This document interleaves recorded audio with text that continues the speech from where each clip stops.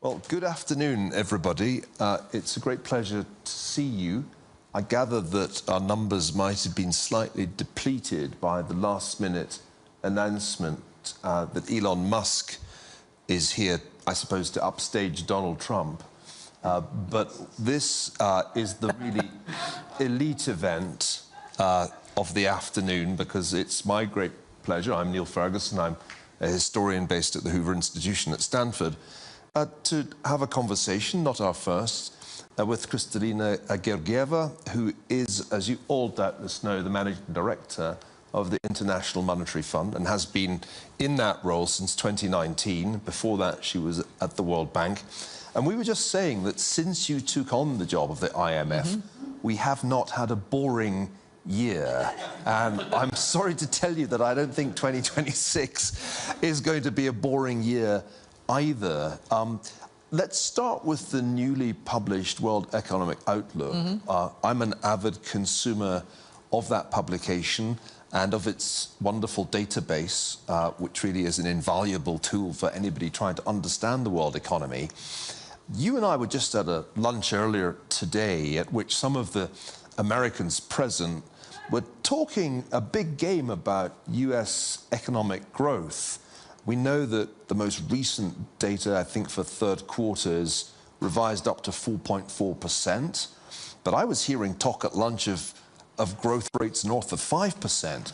Then I turned to the World Economic Outlook, and your 2026 estimate for the US is, well, it's half that. It's 2.4%. So who's going to be right, do you think?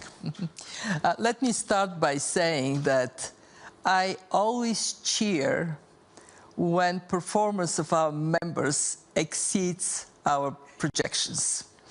So bring it on. It is good for the world economy.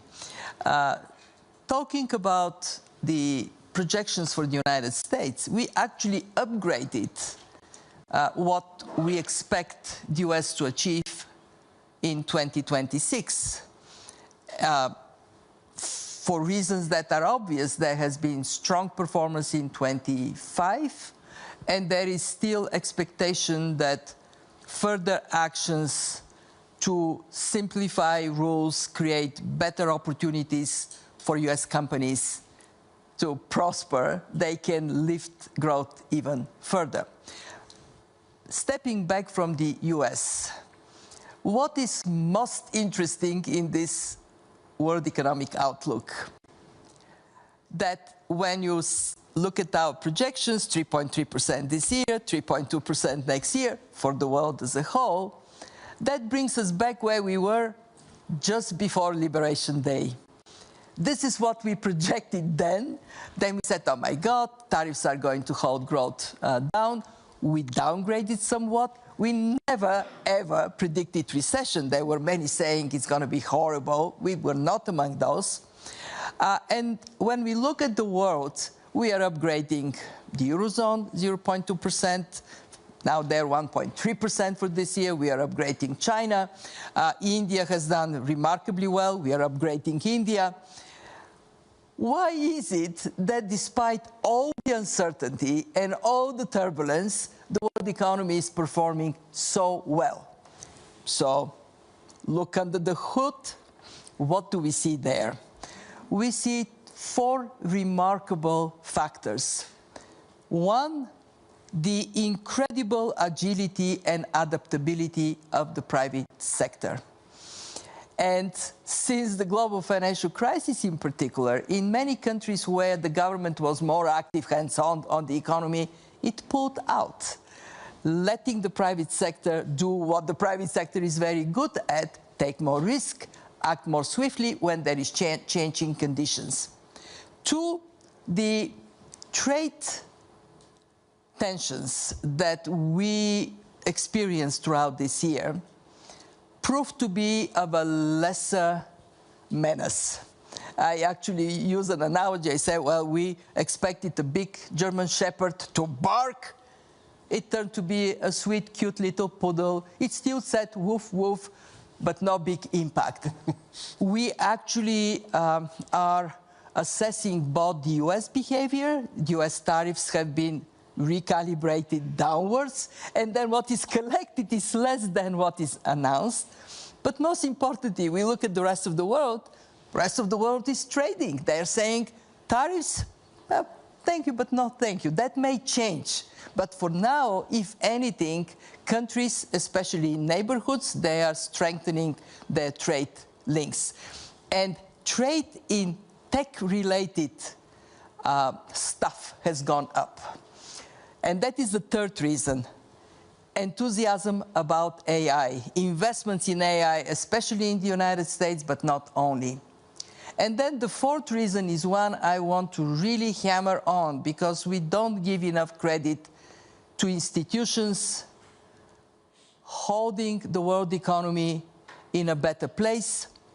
But central banks and fiscal authorities have done a pretty decent job, support the economy when it needs the support, try to pull back when it is necessary to consolidate. Now, is everything honky-dory? No. We have a very high level of debt almost everywhere, and governments find it very difficult, once they provide support to businesses and households, to pull it back when it is not necessary anymore.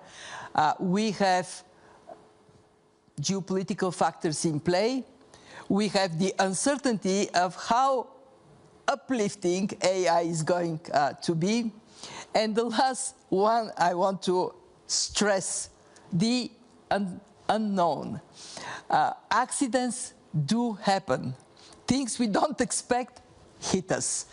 And that, I would finish with, what is our advice to our members? We say, build strong fundamentals, build buffers, so when a shock hits you, you're in a good position to absorb it. Well, yes, you and I remember 6 years ago when most of the conversation happening here was about climate change, and a pandemic had already begun. Yes. There's a great opportunity now for us to use technology, talking not so much of AI, but just information technology, to do some polling. Now, there is a Slido option here, which requires, I guess, you to have your phones or iPads or other devices, use that QR code that's up there on the screen, take a picture of it. Hopefully it doesn't go to a restaurant menu. And then we are going to have 2 polling questions. Each one is a multiple choice question. And when my friends in the technical department decide it's time, the questions should appear on the screen and also on your devices. There you go. And we can see the first set of questions allows us to rank the factors posing the greatest threat to global growth today. And as you just said, Kristalina, the hard thing at a time like this is to know what's coming. So you can see there, as I'll give people time to vote, not wholly surprisingly after the events of this week, it looks like geopolitical tensions are at #1, closely followed by rising protectionism, overall policy uncertainty, then persistent inflation. Oh, look at this. Too soon. I'll give it a minute. I don't know. Sometimes when they use Slido, awful music plays at this point. I'm glad that the World Economic Forum doesn't do that. I think we'll perhaps close the voting now. I want to stress that this Not is yet, it's still moving. When should I stop? A signal from... I guess right now. There we go. Whatever is done Voting is done. is closed. Well, let me just stress, for any pollsters present, this is a rather small sample for any kind of polling. And I wouldn't say a representative one, given that by the very nature of this event, we're not exactly a representative sample of the world's population, much less the Swiss population. But there you see, interestingly, that inflation is actually just above higher borrowing costs. Before I ask you to comment on that, let's do the slightly trickier next question. It's trickier because there are more options. And you'll actually have to just be careful because some of them aren't immediately visible. We're going to have to scroll down. So essentially, the question here is, what measures should governments adopt to increase growth? And you're allowed to select 5. This is your moment to be a finance minister, something some of you have almost certainly craved that you could be. And we'll see. Give it a moment. You're essentially being given some fiscal options and some monetary options and some trade policy options. Mm-hmm. This was the one I was really looking forward to, actually, because this is the tough one. There's some fiscal conservatives in the room. That's for sure. Did John Maynard Keynes... These are my kind of people. I was going to say, it's an IMF crowd. But it's a free trade, or at least a freer trade crowd. I guess raising defence spending is there, but cutting defence spending not far behind it. So we have a policy division there, and it looks like... Can we just scroll down and see if anybody's voted at all to raise tariffs? To raise tariffs, yes. I was wondering if there was a secret Trump sympathizer in the room. So for me, there's something quite fascinating going on here. We actually have a complete split on defence spending, which is very interesting. This might reflect the European bias in the World Economic Forum audience, because I'm not sure everybody is convinced that they need to raise defence spending in the way that they're supposed to. We're still polling. Vote early, but don't vote often. So this is an opportunity for us to discuss these, I guess, different policy tools, beginning with fiscal policy. I think we're still live, but I'm going to conclude that this is a fiscally hawkish room with balancing budgets as the #1 policy option. You ended your opening remarks, Kristalina, by pointing out that the world has a major public debt problem. A number of the world's most advanced economies now have debt to GDP in excess of 100%. Which is conventionally seen as too high. There are also quite a lot of developing countries in that situation. Yep. And what's perhaps even more disturbing is that there are some countries, the United States is one, that appear to have no path back to a balanced budget. Certainly, if one looks at the Congressional Budget Office projections, it's 6% of GDP as far as their projections go. So, do you agree with the idea that we should be looking to balance budgets? Because Keynesians, I mean, Paul Krugman must be turning in his bed in despair. But the Keynesians would certainly have said that's the wrong approach. How do you think about it? Well, so let's look at the last couple of years. Governments have spent quite a lot of money. First, COVID. Rightly so, protect businesses, protect households. There was some discussion, did they spend too much? At the fund, we had a very strong message at the start of COVID, when there was high uncertainty what is coming next. The economy was in a standstill. We said to governments, spend, but keep the receipts. In other words, spend responsibly.